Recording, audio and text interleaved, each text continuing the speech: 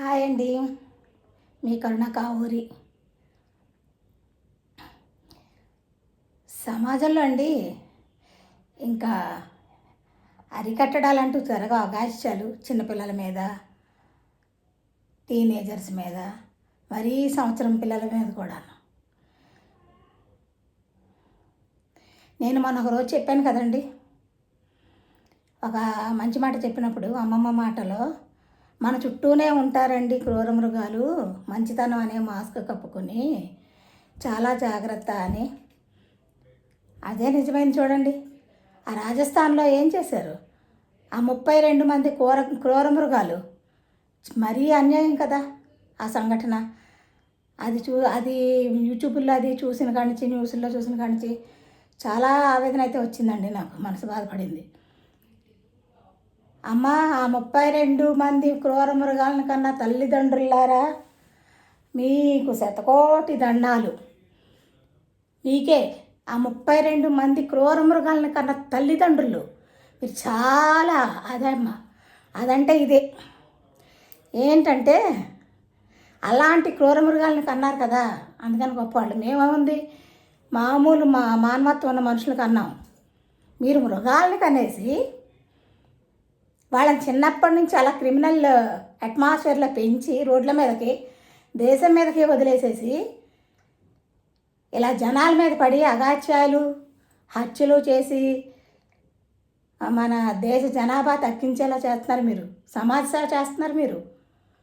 ఆ క్రూర మృగాలను కన్నా తల్లిదండ్రులారా, ఇంకోసారి నమస్కారం. సిగ్గులేదు మీ మొహాలకి? మీరు ఎక్కడున్నారో నాకు తెలియదండి. అందుకే ఈ వీడియో చేస్తున్నాను. మీ దాకా ఈ వీడియో రావాలండి. మీరు ఈ వీడియో చూడాలి. కనీసం సిగ్గుపడకపోయినా కోపమైనా రావాలి నా మీద ఇలా మాట్లాడినందుకు. అసలు ఆ 32 మంది క్రూర మృగాలు అలాంటి చెత్త పని, అంత హీనమైన పని చేసినందుకు ఆ పాపను అంత నరకం పెట్టింది. అది వాళ్ళని కన్నా తల్లిదండ్రులను ముందు శిక్షించాలండి, వాళ్ళని కాదు. ముందు ఎవడైనా సరే ఇలాంటి అఘాయిత్యాలకు పాల్పడినప్పుడు వాడిని కనీ పెంచిన తల్లిదండ్రులను తీసుకెళ్ళి 10 మందిలోని నడి రోడ్లోని పెట్టి ఆ క్రిమినల్ ముందే వాళ్ళ ఎదురుగుండానే వాళ్ళ తల్లిదండ్రులని శిక్షించి అప్పుడు వీళ్ళని శిక్షించాలి. ఇమీడియట్ యాక్షన్ తీసుకోవాలి. తల్లిదండ్రులను ఎందుకంటారా? ఆ తల్లిదండ్రులు తయారు చేయబట్టే వీళ్ళు ఎలా తయారయ్యారు, రోడ్ల మీద పడి తిరుగుతున్నారు మృగాల్లాగా. తప్పు కదండి.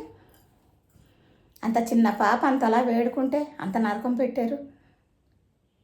ఆ అడవిలో క్రూర మృగాలకైనా కాస్త మానవత్వం ఉంటుంది, కానీ ఇలాంటి మృగాలకు ఉండదన్నమాట.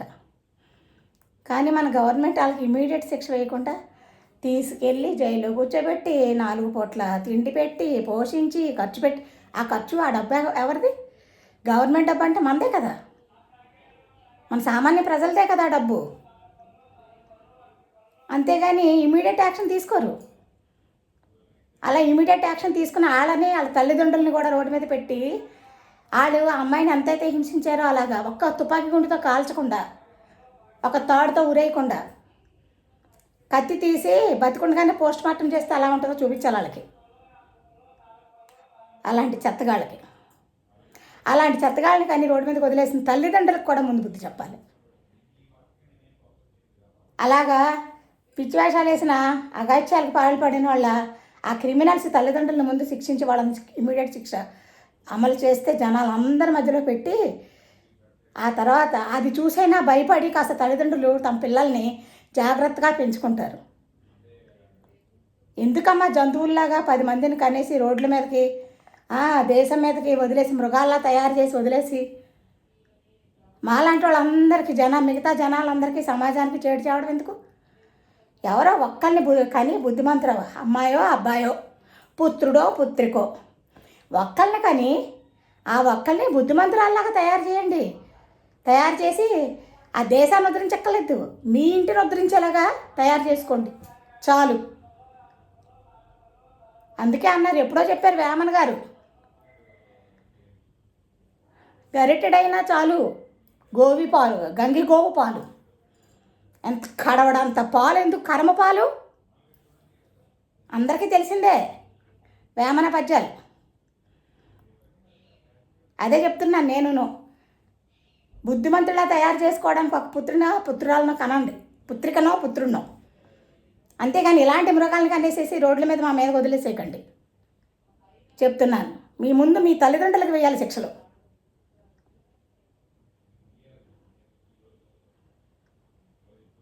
చట్టాలు మార్చండి అయ్యా బాబు, మన పాలకులారా, మన దేశాన్ని పాలిస్తున్న పాలకులారా, చట్టాన్ని మార్చండి. ఇంకా పాత చట్టాలేనా?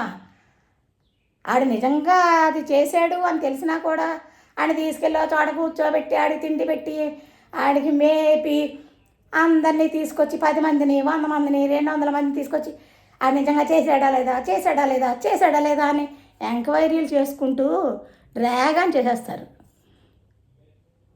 మన చట్టాలు అలా ఉన్నాయి గవర్నమెంట్లో, మన న్యాయశాస్త్రం అలా ఉంది.